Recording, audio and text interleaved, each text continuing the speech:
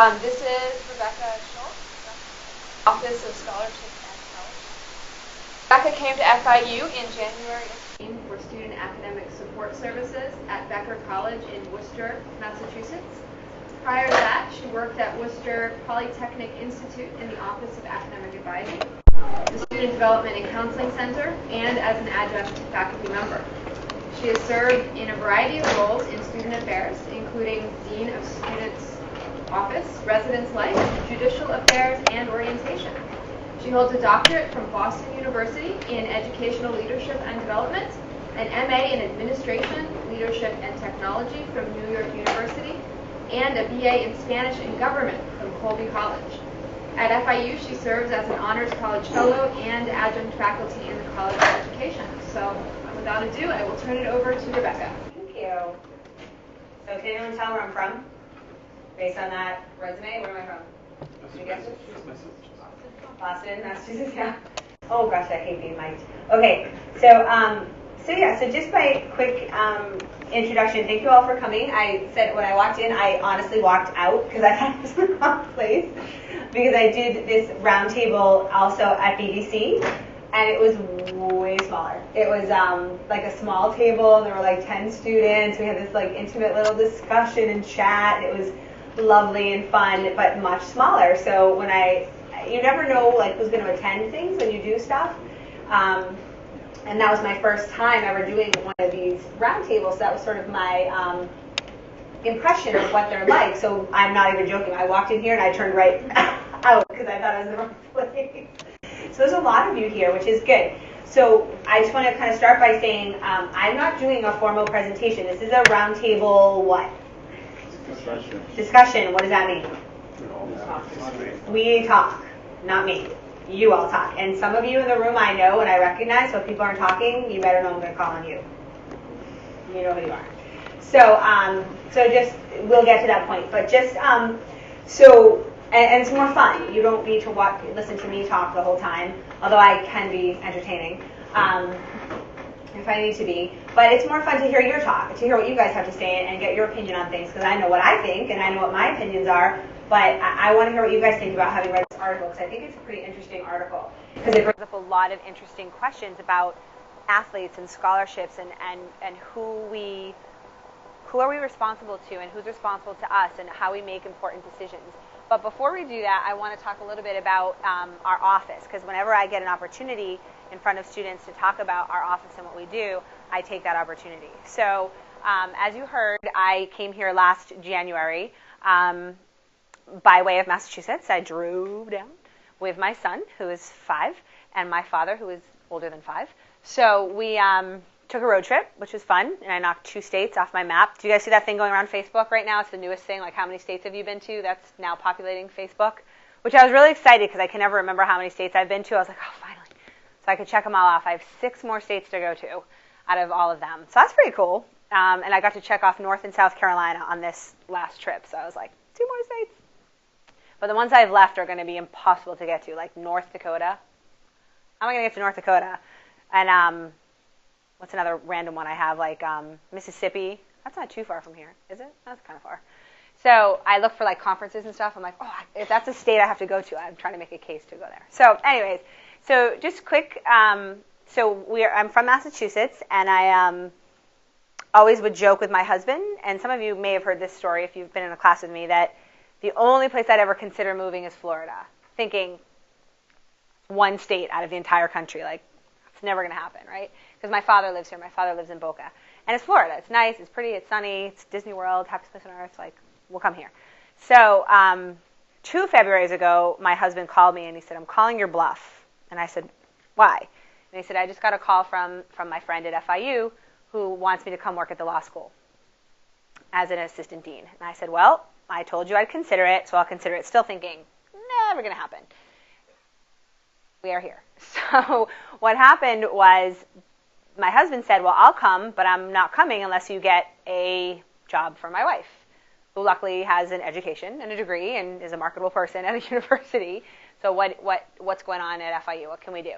So what happened was that the university has been trying to get this Office of Scholarships and Fellowships for a while. So this is a really good opportunity to create this office. So I actually consulted from Massachusetts last fall because we had to move our whole family. So we couldn't just take a job and give 2 weeks notice and be here. That's not possible when you're moving an entire family down a coast.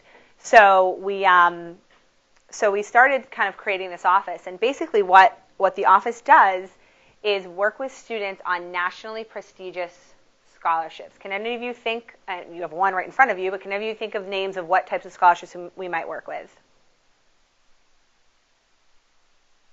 Yes and no. We actually don't work with Fulbright, but that is a nationally prestigious scholarship. The Office of Study Abroad primarily works with Fulbright, although I sit on that committee to help pick those Fulbright applicants. But yes, Fulbright. Any other ones?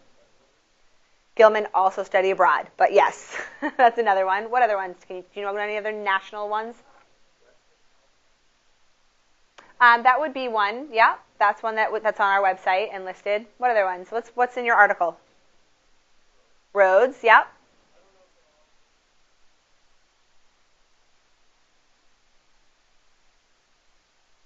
That would be a national scholarship. We could help with that one. Did anyone else know some of the big name ones that we might work with? Marshall. Yep. Gates.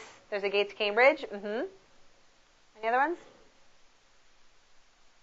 Okay, so I'll tell you a little bit about that. But yeah, so basically this office is designed to work primarily, the main focus and why the president and the provost approved it is to work with high-achieving students that want to get these nationally prestigious awards.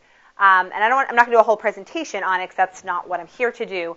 But basically, and this is our website, and it's to work with students, and mostly it's to help you fund your graduate school.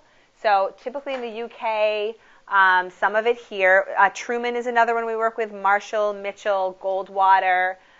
Some of these are Udall. Some of these are the ones that we work with. They are primarily to fund your education in graduate school. So even if you're a freshman, sophomore, junior, it doesn't matter. You would come see me and say, how do I get one of those down the road? And I work with students as early as the minute they get here to help them figure it out. So they don't come to me as a senior and say, I want to get one of these great scholarships, but I haven't been doing anything for my first 3 years. I wish I had known. I wish I had. That's a sentence I never, ever want to hear a student say. In any of the areas, you heard all the areas I worked in, I never wanted to hear students say, I wish I had known, or I wish I had. So we try to work with students and help them so they know, here are all the things you need to be doing to prepare for this. So for example, the Goldwater, does anyone know about the Goldwater Scholarship? The Goldwater Scholarships works with students in the STEM areas that are committed to a career in research. And it pays in your junior and your senior year up to $7,500 a year for your education. But you need to be doing research. So freshmen and sophomores who come in and want to maybe do a Goldwater, I tell them right away, here's the things you need to be doing. So stuff like that. So that's a lot of what we do. And then we also run from our office a couple of the internal FIU scholarships, such as the Student Government Association Awards that we just did this fall for the first time. So hopefully some of you applied for that, and you'll be hearing by the end of the semester if you got that. And the university-wide scholarships. Some of you may know of those, which will be opening up in February. So we help a little bit with the internal awards, but those are primarily done through Academic Works. How many of you are familiar with Academic Works? Okay, so hopefully now all of your hands will go up next time. Academic Works, there's a link to it off of our website, but Academic Works is basically a clearinghouse for all of the scholarships offered at FIU, internal. 500 to 1,000 plus, even more awards to help you fund your education here. I will tell you, even yesterday, our committee met to fund for the SGA awards, and there were some that when we got that really, like we were giving out a STEM award, for example, and an international student award, we got to the point where we didn't even almost have enough, so it was kind of like boom, boom, boom, everyone got one. You get one, you get one, you get one. I was kind of like, you get one, you get one, you get one. It was kind of like that. You guys should be applying for these, some of these internal, because not enough students are always applying for them. So don't be afraid to apply for them, because not everyone's taking advantage, knows about them, or puts in the time. So you'd be surprised. I hear across the community at FIU, we needed 3 students and we didn't have enough. They have money they want to give you. So be looking for those and don't be shying away. So that's primarily what our office does. Do you guys have any questions about that? About kind of what we do or how you access it? Yeah, I can give you money. Yeah, absolutely. I know. I really felt that yesterday. It was so funny. I was like, "You get one. You get one. Everyone gets one," which was great. The university-wide is not the same. Like we had about 193 applicants that were eligible for the SGA awards, and they had almost $100,000 to give away. They were a little more specific than the university-wide, and what often happened with those students didn't get their letter of recommendations in or something else. The university-wide, we get like almost 1,000 applicants for that because it's a much more well-known. So it's not the same, doesn't happen the same. We actually don't have that problem with university-wide, but hopefully we'll get more traffic for SGA next year. So, but all these smaller ones that are happening across the university, I know some of them are having trouble getting applicants. So definitely look through Academic Works. There's a lot of things that are on there. So that's what our office does. And then there's a whole database. If you look on the third, this is actually changing a little bit. They're redoing it, but it'll have the same stuff. If you look, on that Browse Scholarships and Fellowships, there's a whole searchable database for all the scholarships that are out there. There's a ton out there nationally. And we are always getting emails saying, can you promote this on your campus? Can you promote this? So go through there and look. I just had a student come in today to my office. It was actually kind of funny. Because she said, do you know about the USA Today scholarship? And I said, nope, I don't. I know many things, but I can't possibly know everything out there. I think it was on the SIPA website. So we started looking at it, and we went to the link that was on SIPA, I think, and it was hilarious because I looked at it and I said, well, the link that's here was last updated in 2005, so that's 10 years old. So let's see if we can find anything more recent. Our database is always updated, but some of the links on some of your school websites, you want to just check them out a little bit more. But she said she was going to go back, do some more research, find out about it. And I said, okay, find out. Whatever you find out, come on back and I'll help you. So we'll help you do that too. If you find a really awesome scholarship, come see us and we'll help you. We'll edit your essays. We'll look at them. We will give you suggestions, advice, and kind of help you through that process so that you can be the best applicant available. That make sense? Okay, cool. Any questions about that? All right. So let's kind of turn to what you are here to talk about, which is this article. So when I was thinking about what to talk about, I was looking at, I didn't want to just do, they said you could just do a presentation on scholarships. And I was like, no, I think it would be interesting to find something that ties into the topic. So I was looking around, and this article, it's a few years old, but I still thought it was kind of interesting. And it's, about this Yale situation and the coach. And basically the gist of what happened was that this student, this athlete, top athlete, got invited for a Rhodes interview.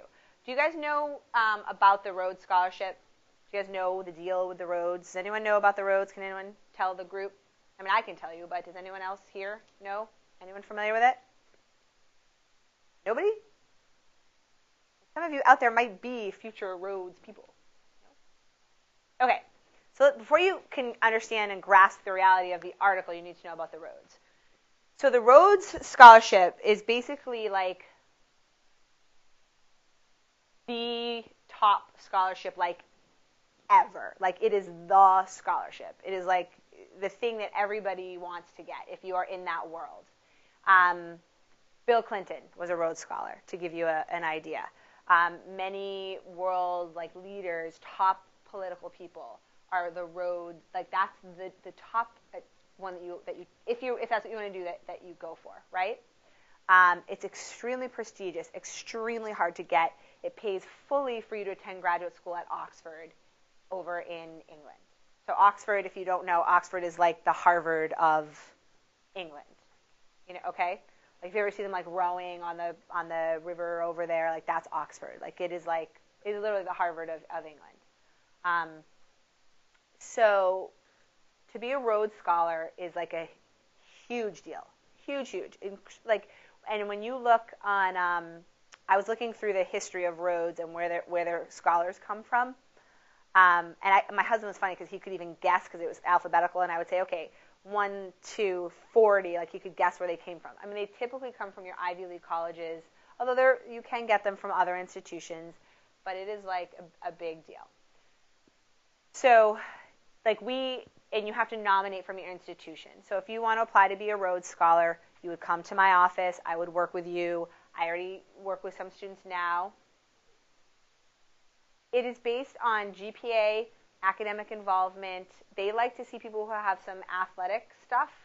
You don't have to be, it used to be like a varsity sport, but they've kind of changed that over the years. So even if you're recreational into sports, you don't have to be, but they say you don't have to be, but I don't believe them. I think they look for that.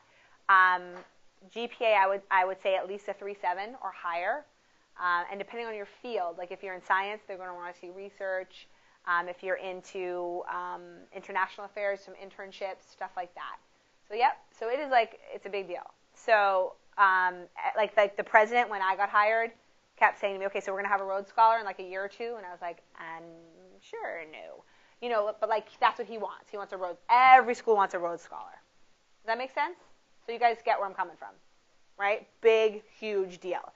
So that's why with this article, why it was such a huge deal. So this student, Patrick, basically from Yale, got to the point where he was offered the interview to become a Rhodes Scholar. But then what happened? In the article, what happened? His coach, Mr. Williams, advised him that, implied that somewhat wasn't such an important thing to do, and instead recommended that he play the game. Right. So his coach basically said it conflicted, right, with a big football game, the Yale-Harvard game. Also a big deal. Like, yeah, I mean, are any of you athletes that are in the room? None of you play sports here? Okay. Did any of you play sports ever before, like high school or? Okay. So also recognizing that the Harvard-Yale game legit is a big deal. Like, I'm not going to take away from that. That is a big deal. If you're in that world, if you played football your whole life, you know the Harvard-Yale game is a big deal. The coach basically said, kind of encouraged him to not go to the Rhodes interview, right? So that's what happened. And he also, what else did the coach say? Do you guys remember the big part of the article? What was part of his argument? That he had the same opportunity, right? And then what happened? Wasn't true, right? So he misrepresented his credentials, correct? And then that's what happened. And then so basically, and then I think he resigned or he got fired, right? Yep. So. He said that he resigned, but. Yeah, well, who knows what really happened? I'm sure he was told to. So I want to kind of just get your reaction on this. What did you guys think about when you read the article? What were your initial reactions to it? I mean, it's just a variation of the conflict between athletics and academic research. We have these going on right now. Yeah. Huge conflict. So let's sort of go with that a little bit. Athletics and academics, right? Always going to be a little bit of a conflict. I asked if any of you played sports now, and none of you raised your hands. But when I asked how many of you played sports in the past, a lot of you raised your hands. Why did some of you choose not to play sports here at FIU if you played sports in the past? What went into that decision? You're Rich. Like in high school, my whole life was all, I played volleyball. So I played in school and I also played club outside of school. So it really took over a lot of my life and it didn't leave a lot of room. Like my academics were fine, but in the professional development type, now I'm having trouble in professional development because I didn't take the time to evaluate what I wanted back in high school because it was all about sports. But then again, now that I'm here in college, I really miss sport and that kind of discipline and that kind of just that environment. So it's really hard to juggle. It seems in some ways it's all or nothing, right? Like it's hard to find that middle ground when you're playing, especially at a college level, to that high of a level. Mm-hmm.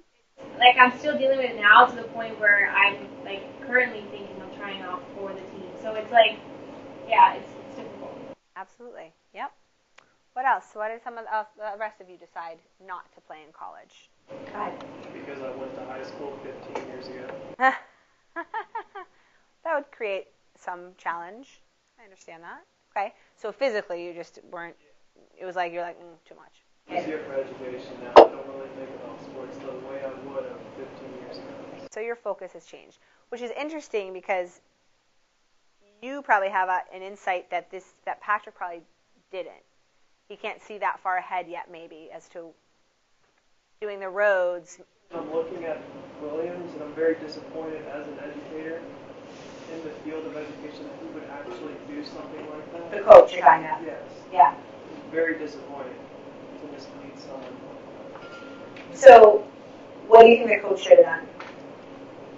I think the coach should have honestly not weighed in his opinion, because it just seems like everything he had been ever doing at that college is just lying left and right.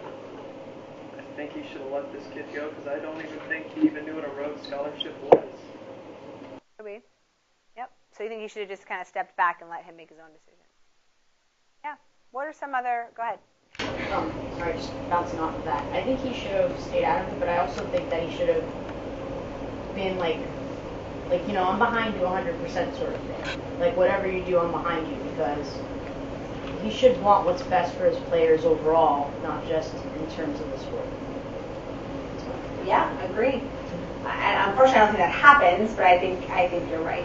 I agree with you on that. Go ahead. On a side note, I also think it was extremely irresponsible of Patrick because of what you said. I think even becoming a candidate for a Rhodes Scholarship must have taken a lot of discipline on its own, and he must have worked extremely hard to be a candidate for that. And that's like something that stays with you for life. It's, as you talked about it, it's like the world leaders. And I mean, I feel like athletics are very, it can take you a long way, but if you get injured, your career's over. Or if, you get old at a certain age, your career's over. This is something that would have been a lifelong benefit to his future, and he should have been responsible enough or mature enough to say, all right, this is something that can sincerely promote my growth, instead of just a rivalry game. Yep. Go ahead in the back. Well, you can't really see like the responsibility in a sense, because sometimes when people are in sports for so long, especially after you spend so long, they look at their coaches, they look at leaders and groups, and they look at them as somebody as they would respect whatever they have to say. Whether it's a church group, whether it's sports or anything, they kind of really take that person who's over them. They really value what they instill in them. The coach really should have said, okay, at the end of the day, with anybody who's ever played sports, it's really not just based off that one game. Yes, that one game can put you over it, but if they were looking at him, like to draft him or whatever it was, they would have been looking at him the whole season anyways. They wouldn't have based it just on that game, because he could bomb that game, and then they would still take into consideration the way that he's been playing throughout his tenure, throughout his time at the university. Well, it's interesting because at the BBC campus, the person who was helping us facilitate played sports for a long, to a high level, and what he said, which I thought was an interesting counterpoint, was that especially with football too, you are someone who's played at this level and who has played probably since a very young age. You are hammered in this message, like you listen to your coach, like you don't question, like you listen and you go, and it's, I always try to. A former supervisor of mine used to say you have to try to see behind someone else's eyeballs, and I try a lot to do that, even though we all have our own strong opinions, and I try to step back. And you heard from my resume, I worked in a counseling center. I try to step back and see behind other people's eyeballs. I thought it was a really good, as opposed to walking in someone's shoes, you see behind their eyeballs. And so he was explaining that from that mentality, if you grew up that your whole life being told you don't question your coach, you do what's told, you do what's best for the team, I try to think behind Patrick's eyeballs a little bit, that it seems so obvious to us in this room, but maybe it really wasn't for him. That's why I put a little more on the coach, because I think for this young man, he's been taught his whole life. You listen to coach, team comes first, all this, that, this is a big game. Any of you have played a team sport, if he didn't play in that game, is he letting his teammates down? It probably wasn't as easy and obvious to him as it may seem to us. So those are the factors that came in when I was reading the article. What's going on behind everybody's eyeballs? What's happening there? So yeah, it's a tough question. If I may intervene, I think it's also we need to be careful with how we label this student, because what you explained, and I think that she also mentioned that we look for our professors, our coaches for guidance, and we believe, and the responsibility here totally lies on this coach who misled the student. And I think it's okay for us to look for guidance in those people that we look up. And in this case of the Mr. Witt, he's a player. His future is in playing. He's going to be a football. He's one of the most productive in history in his team. So he's looking at the right direction. Right. The character of the coach was in the right, and maybe coach actually. I would just even play devil's advocate. He was advocate. He was pursuing basically his best interest. Like, you're going to be a player. You better do this, because he knew even without the scholarship, he got to be a coach for Yale. So he know that his kid will have also a brighter future. The problem is in the line. Right. And it becomes a question of, how do you balance these demands, and what do you do, and how do you advise when you've got someone with a conflict like this, and interests of ourselves and interests of students, and what you do. Some people argue that Rhodes should have accommodated the student and changed. What do you guys think about that?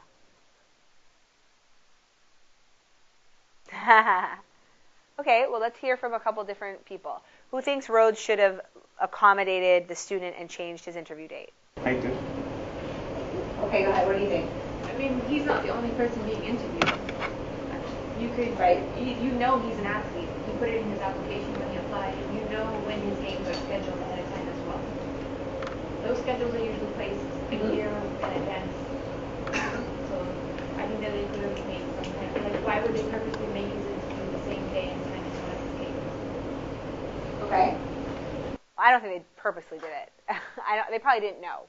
I think with all their... I think if they wanted to know, they knew. Okay. So you think... Because why was this the only athlete who had a conflict? We don't know that. Other athletes may have had a conflict and just didn't go to their game. We don't know that, right? I don't know. Can't answer that question. So your feeling is they could have been flexible, right? And if they want to have, I think what I'm hearing from you, and I'm not saying you're wrong, I think it's an argument that many people would make, that if they want to attract high-level athletes, they have to accommodate, if that's the pool they want to get. Yes? Okay.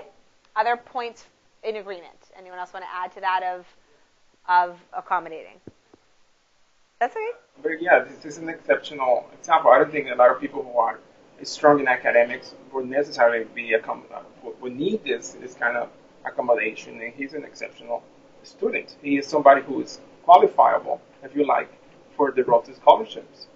He has demonstrated he's an exceptional player, and he plays in one of the most prestigious teams in the country. Why wouldn't you accommodate this student? I mean, I just don't see a really valid point. Anyone else in agreement that they should have accommodated? Also, like, when I was doing some of my interviews, like, with some higher colleges, like, me and, like, the interviewer, we were talking about perfect, good interview dates that I can manage from my time on her schedule. So it's like, even though they did say, yeah, they had their dates also, like, in advance, but he had his schedule in advance. And he's an athlete, he's a student athlete, and so both of those come in consideration, because, like, you have to look on his schedule too, not just yours. Mm-hmm. Yeah. Okay. So let's go the other side. How many say no? They shouldn't make that exception. It's set, and that's what's fair. Oh, well, I mean, I don't really think that someone should get special treatment because they happen to be a star athlete. We all have to make choices in our lives about what our priorities are, and sometimes those are hard choices. I interviewed and I went to go teach English in Japan. They have the interview dates on that specific day. You can't make it, you can't make it. It doesn't matter what your situation is. And there's a lot of things in life like that. I don't see this as being too different. Okay. Who else would say, nope, they shouldn't do it? Kind of the black right there. No, but he's a candidate, and he's an athlete because, like, he's an athlete that is taken into consideration why he's even a candidate for the scholarship. Like, it's needed that for him to be an athlete, which is why they should take that into consideration. Like, it's something that was necessary for him to be a candidate for the scholarship. So you're saying because it was part of the requirement, right. If it was something irrelevant, like he had a special basket weaving competition. Super serious, but yeah. Okay, in the back. I would have to disagree with him because everybody has something. Maybe it's not as important as an athletic competition. Let's say the car broke down. They wouldn't reschedule for me just because I'm not as important athlete, I feel like everyone should be treated equally, and like she said, you have to make choices in life. You're either going to choose the scholarship or You have a point up in back? Yes, I'm just wondering why he didn't use his cellular phone to give them a call and try to schedule the schedule.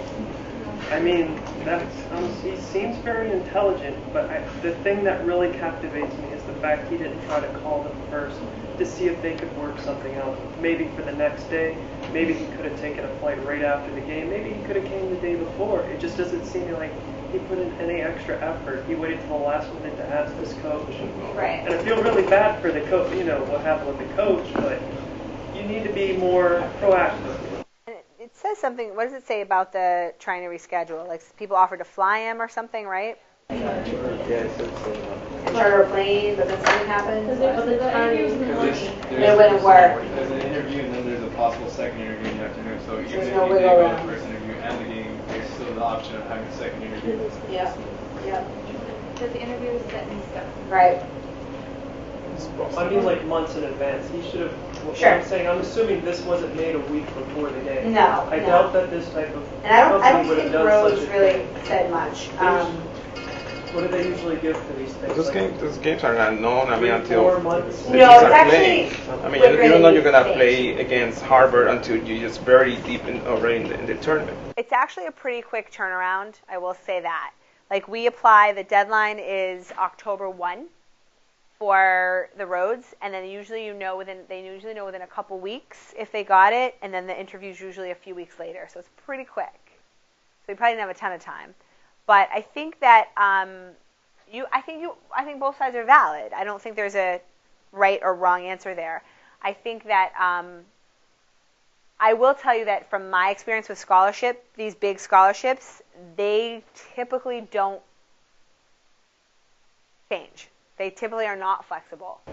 I want to add something that's really interesting. I think it happens. I don't remember the name, but this happens in St. Louis. St. Louis right now is one of the small schools that have one of the strongest teams in football. And this is St. Louis. I'm sorry. Yeah. And they actually, there was this student whose parents divorced. He was paying his, he was a kind of a wealthy family, but his parents divorced, and his mom had to take care of him, and she didn't have the money. So he went to the school's president and asked him and told him, listen, let me have this opportunity. I want to be somebody. He was a freshman.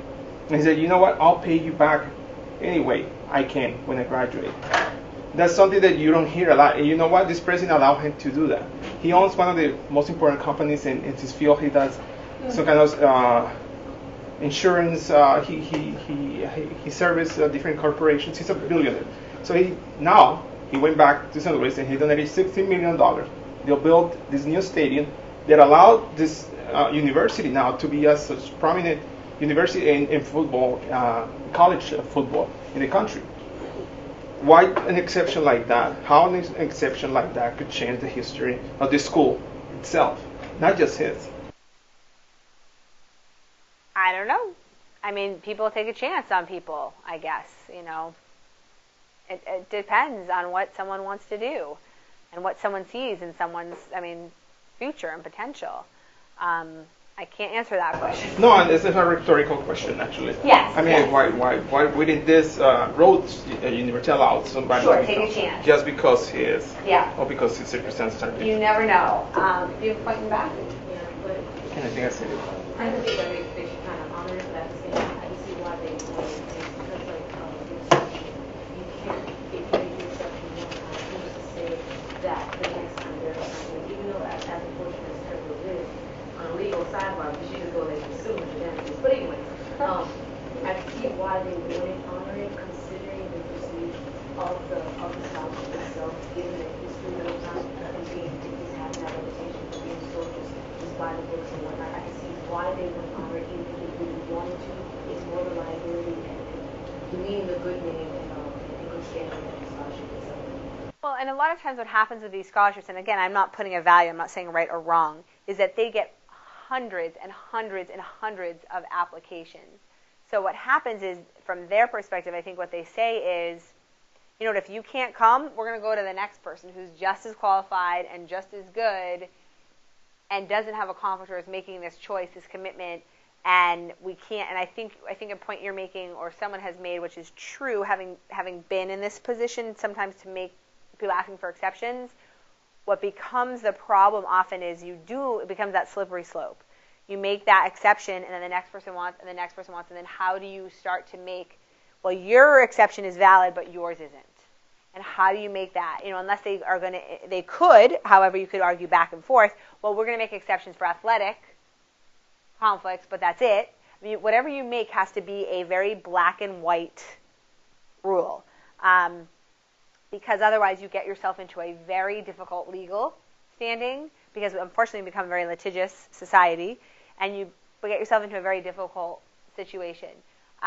Just even bringing it down a little, we had the SGA scholarships, and we had our deadline, and when I looked at, we had 300 applicants or whatever, only about 193 were qualified. And I was like, what is going on? And or maybe whatever the numbers were, more than half weren't qualified because their letters of recommendation weren't in. So I made a decision, because I can, of saying I'm going to contact these students. To me, that's not I wanted to give everyone another chance. So I emailed all the students who didn't have a letter of recommendation. I said, it seems you don't have your letter of recommendation in.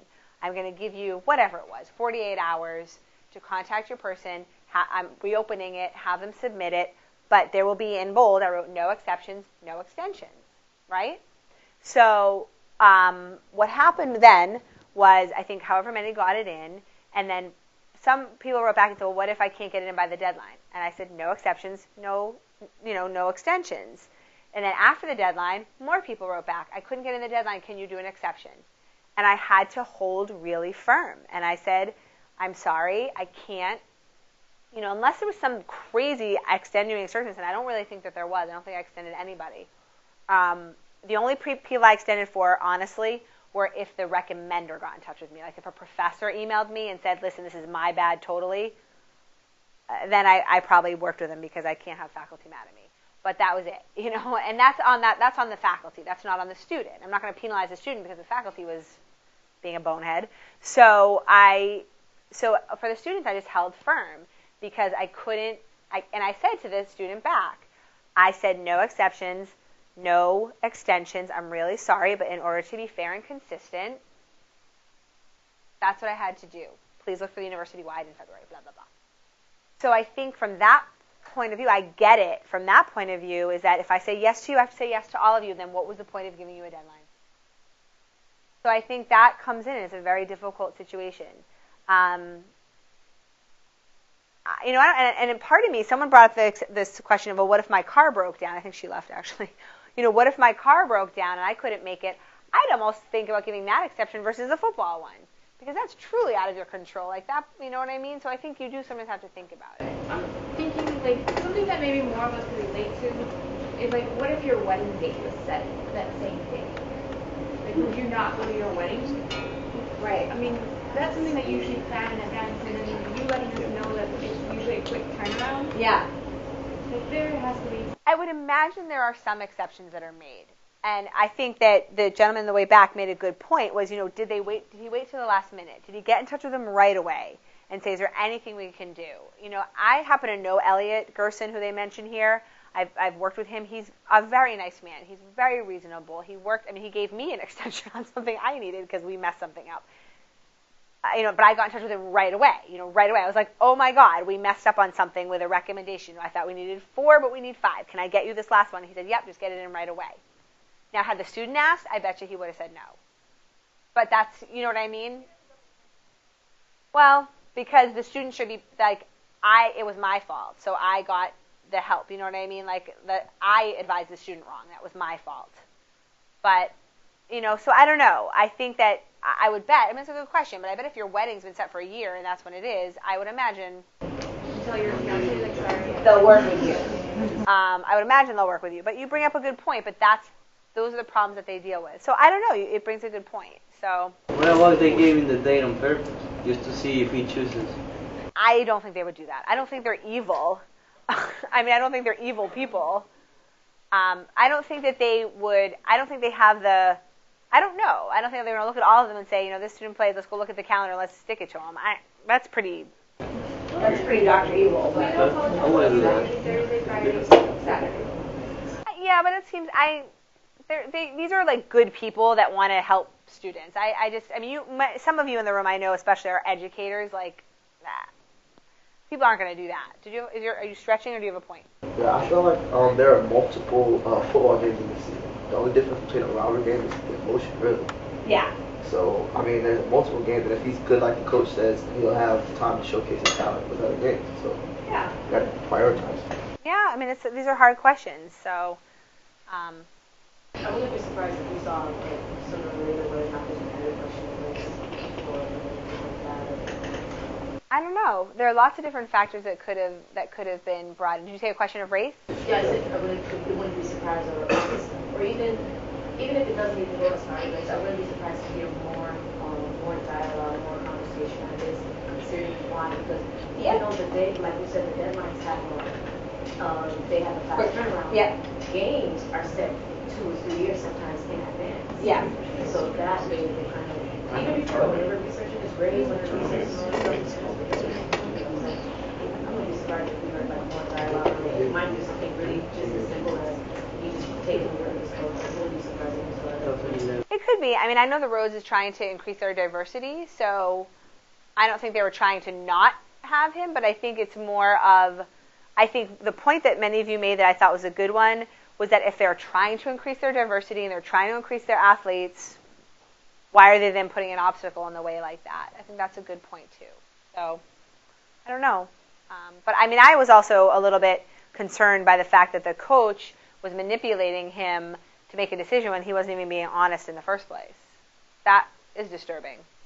He could have sued for damages. He could have sued the university because he agreed. You just want to sue people. He's like, I just want to sue. Let's just sue them. That, like, if I don't remember anything from law, I remember that reasonable reliance when you make an action, you make a decision based off of somebody Absolutely, somebody else's opinion. And Sure. you really rely on that. You have no reason to lie to you. Like you said about the coaches, they develop these things. Yeah. The school, I think more or less, I think worse for the school. Yeah. For the student himself, because if he's, like the gentleman said, if he's already good as they say he is, his school, his academics are already there. Regardless, he could take his pick at whatever school he wants to, but as far as like the goodwill reputation of that school, I feel bad for them. Yeah, I think Yale will be okay though. I think Yale will survive. But I hear you. And the coach did him a further disservice. They got crushed, 45-7. The quarterback, that's not a great game. They get crushed. Yeah. I think the thing that is the most disturbing is, the way that the coach handled it, and even more than we can speculate about the choices that the student made and why he made that choice. We know he was influenced by what the coach said, and there's a big difference between saying, I think that football should be our priority, and saying, I was in the exact same situation as you, right? And I made this choice, and I don't have any regrets about it, when that was a complete falsehood. I mean, that's just appalling from the perspective of being, an educator and being a coach and being somebody that is a role model that this student looked up to. Yeah, that's just appalling. And it's kind of like saying, therefore, if you make a different choice, you're disappointing me, and you know what I mean? So I think it's important to think about, and even in the world of scholarships and fellowships, that as I'm advising students, I think about, how am I advising and what am I telling students, and there's a whole ethical piece that comes into that. I mean, I've had students come into my office and say, I want to apply for such and such scholarship, and I am very honest with them and say, no, don't. You can't. You're not a good candidate for this. This is not. You can, and I'll support you in that. I'll help you with the application, but I don't think it's a good use of your time. Why don't we look at this scholarship or that scholarship? It would be unethical, I think, of me to help a student through a whole process if I know they have no chance of getting it. So ethics plays into a lot of this stuff too. If you bring it back to sort of scholarships and fellowships, and why I thought this article was a good one, is that there's an ethical duty. When a student came in and one student said, "Well, I'm going to apply anyways," and I said, "Okay, it's fine, but I can't. Don't be surprised if you don't get it, and you're not a finalist. I'm just telling you that you're not there, and I don't want you to spend your time. I'd like you to focus on other things that you're going to do." Because I'm not in good conscience. Can I not tell you that? Let me try to direct you elsewhere. Here's the things you need to do to become a good candidate. Or students that I work with who don't well, I could get it, right? And I'm like, well, yeah, you could, so, but all those ethics come in, and we have to write a letter of endorsement for students. So can I ethically endorse a student who I think isn't going to get it or doesn't have what needs to be there? So having those conversations can be difficult, but, it's, the students who come in know that I will be honest with them and tell them what I think they need to do and how they need to improve. Not going to do them any good to walk into my office and for me to say, yes, you're amazing, you're fabulous, you're wonderful, apply for the roads, when they have like a 3.0 and they don't have any extracurriculars. That's not my job. That's not, I always say, I can't do that. And even the students who come in and tell me they have a 4.0, but they have nothing else, they haven't done research, they have no internships, they have no extracurriculars, and they say, but I have a 4.0. I say, that's great, your 4.0 is wonderful, and you will go far. But for scholarships and fellowships, the other things. Does that make sense? So all these ethics and what you do and how for me and an advisor and someone what I do, I have to think about what I'm saying to students and how I'm ethically guiding them and advising them. So it's a similar type of situation. I think we're close to time. So any last comments or questions or anything you guys want to bring up? Tijan, you waited. Could it have been possible that Patrick generally loved football more than academics? Of course. So, he would have made a decision whether the coach got involved or not. I mean, this game, he must have loved football a lot if this game was on the same level as the World Scholarship team. I think absolutely, but then I come back with, I try to reserve my opinion a little bit, but I would come back with and I always think about not just on the coach, but where are the rest of the people? Where is his family and his other mentors and the other people around? Because that's where I think the other people need to come in and help him see, as someone said, this is an opportunity that could help him for the rest of his lifetime. And, if he was legit someone who could be drafted by the NFL and had a really good shot at that, but someone said, one game couldn't make a huge difference. I think you got to think about that. The athletes that come and talk to me, or I try to get the athletes, and they say, well, I'm going to go pro, or I'm going to do this, and I always kind of say, I hope you do. I really do, because then you can get me tickets, and I'll come watch you, and I'll be right there for you. But on the off chance you're not going to go pro, can we have a plan B? You got to kind of help student athletes see that, you get them out of this vision of, here's what I'm going to do, and no matter what. Because even, I've worked at some school, like FIU, no disrespect to FIU, I don't know how many students who come here are going to go pro. I don't. But I've worked at some schools where they could. Boston University produces NHL hockey players. But even those hockey players, I had to say, what if something happens to you? What if you get hurt? What if whatever? What's our plan B? But that's up to me and the other advisors and people around them, because those players, to your point, they're not going to make that choice. It's the people around them that have to kind of turn their head a little and say, I agree, and I want to see you in the NHL, and I want to come watch you, in the Stanley Cup Finals, and I want to be there. But if something happens and you're not there, what's your other plan? So you might be right about what he wanted, but who was around him advising him on the just in case? Did you have your hand up? Yeah, there was actually an article that came on Patrick this month. And, really? Yes, and there was actually more to the story. And because there was a complaint about him, he turned down the interview because he knew his chances of gaining the roads had significantly dimmed due to the complaint.